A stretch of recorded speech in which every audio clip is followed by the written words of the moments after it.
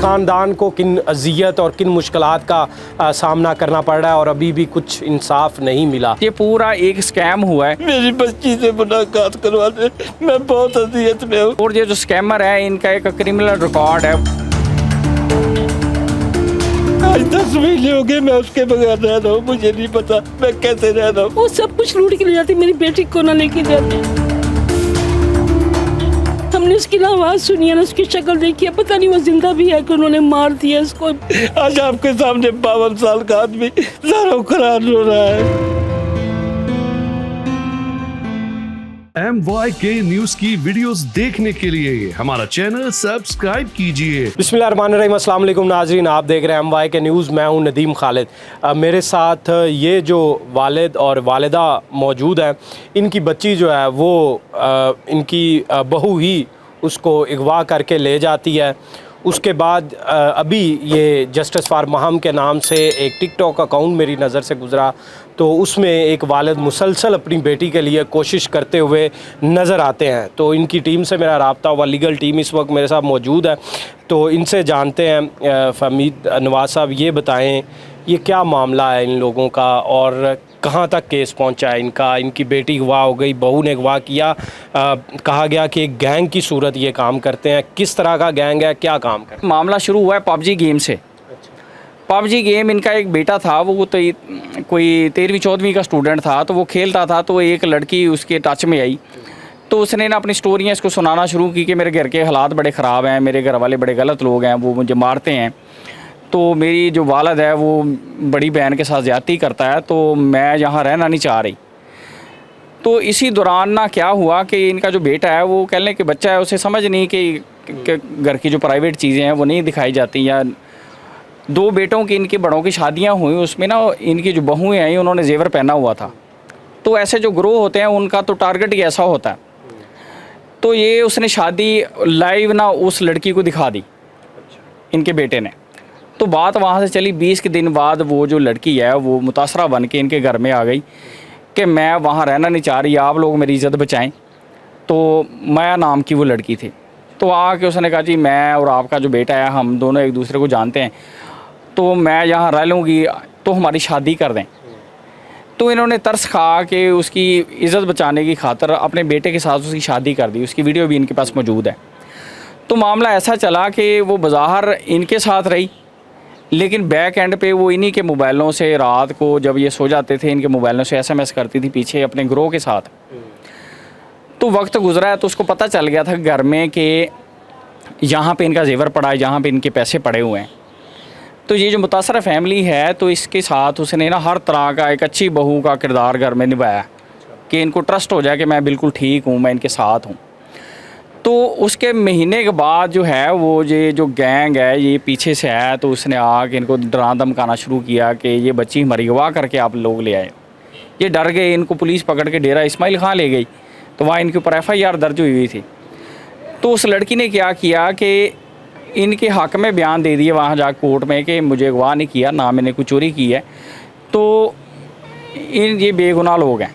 ठीक, तो पुलिस ने इनको छोड़ दिया। तो वो फिर अपनी बहू को लेके जो घर आ गए, तो उसने क्या किया, अब प्लान देख लिया कि उसने कि यहाँ जेवर पड़ा है, यहाँ इनके पैसे पड़े हैं। तो इसी दौरान जो है एक औरत जो है उसकी माँ बन के इनके पास आई कि हमारा जो है ना वो केस के मामले में ना 5 लाख रुपए ख़र्चा आ गया, तो अब जो है हमारा आपके साथ मामला तय पा गया है, तो आप हमारे पैसे दे दें, हमारी आपके साथ सुलह है। वो इस मामले में इनसे 5 लाख रुपये वो ले गई औरत। फिर 20 के दिन और गुजरे हैं, तो इनकी बेटी को क्या पता नहीं क्या उसने बताया, सैर के बहाने ले के वो सुबह फजर की नमाज़ के बाद निकली है, जेवर भी इनका गायब है, पैसे भी गायब हैं, और इनकी बेटी को ले के वहाँ निकले। एक जो जगह CCTV वीडियो में इन्होंने देखा कि वो जो है एक गाड़ी है लाहौर नंबर की, तो उसमें धक्का मार के उन्होंने इसकी बेटी को फेंका है, और वो इनकी जो बहू है वो है, और जो 2-3 लोग हैं वो उस गाड़ी में बिठा के इनकी बेटी को ले गए। ये वारदात के बाद इन्होंने वहाँ पे कुछ CCTV थी जो ये लेना कह लें कि ये भूल गए या वो डिलीट हो गई वहाँ से, तब इन्हें पता चला ये तो वारदात हो गई, हमारे साथ फ्रॉड हो गया। तो पहले तो बात पैसों की थी, अब तो हमारी बेटी चली गई। तो वो दिन है, और आज 10 महीने हो चले हैं कि इन्होंने जो कोशिश ये कर सकते थे इन्होंने की है।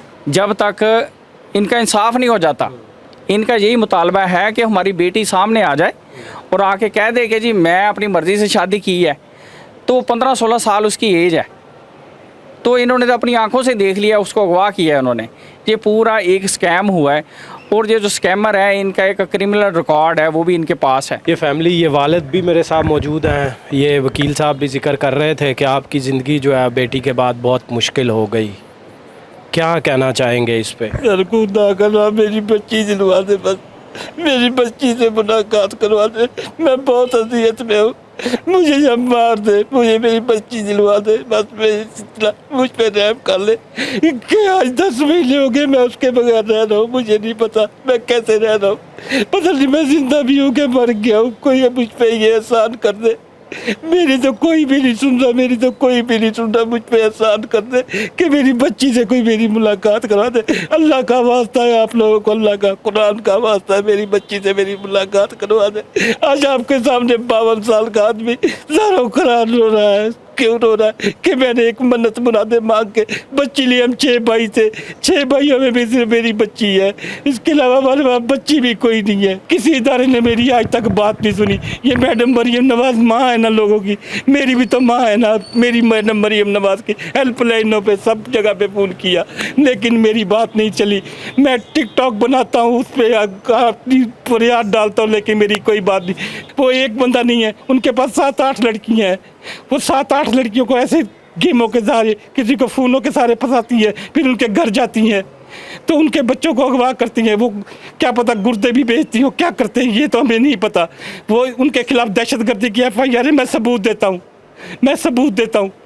उनके पास हैंड ग्रेनेड पकड़े गए हैं, 44 बोर की राइफलें पकड़ी गई हैं थाना परोहा में, डेरा इस्माइल खां में। इनके खिलाफ FIR हैं।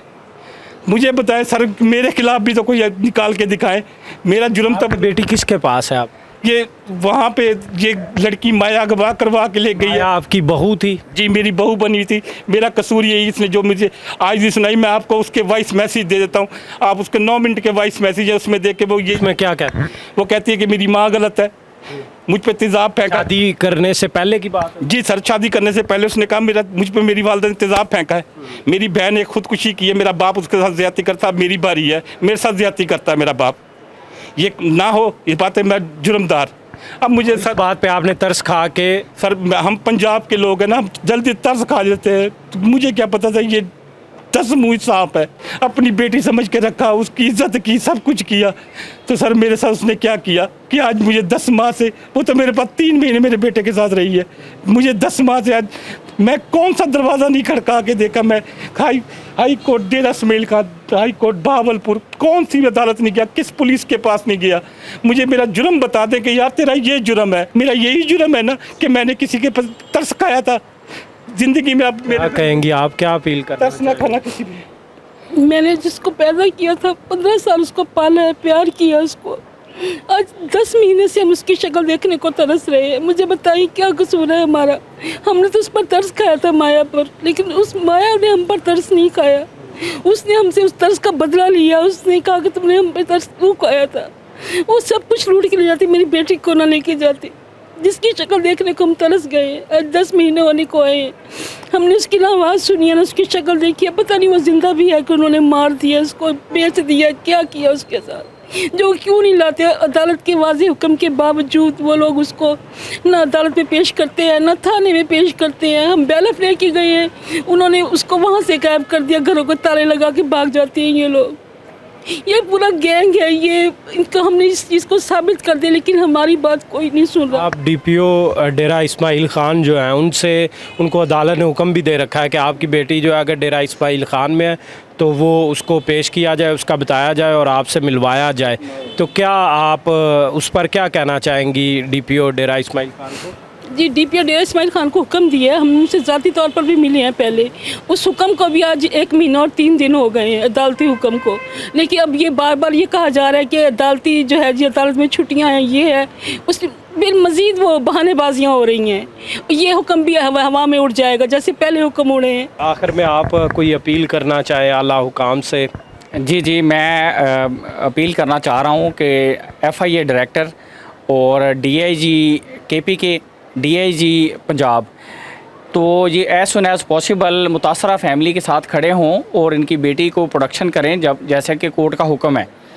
और जब तक अदालतें बंद हैं तब तक वो दारुल-मान में रखें, उसे किसी ऐसी प्रोटेक्शन वाली जगह पे रखें जिससे उसका नुकसान ना हो, पता तो चले वो ज़िंदा है या मर गई या उन्होंने बेच दिया। जी। कोई राब्ता नहीं।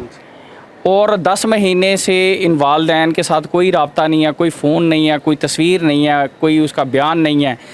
तो अगर वो कहीं पे उसको पेश करते हैं तो वो कोर्ट के बंदे जो हैं या को वहाँ पे पुलिस के जो बंदे हैं वो इनको लिखी लिखाई तहरीरें पकड़ा देते हैं। जबकि 164 के जब बयान होते हैं उसमें घर के जो गार्डियन होते हैं वो पेश होते हैं अदालत में, तो वो ऐसा कोई हुआ ही नहीं।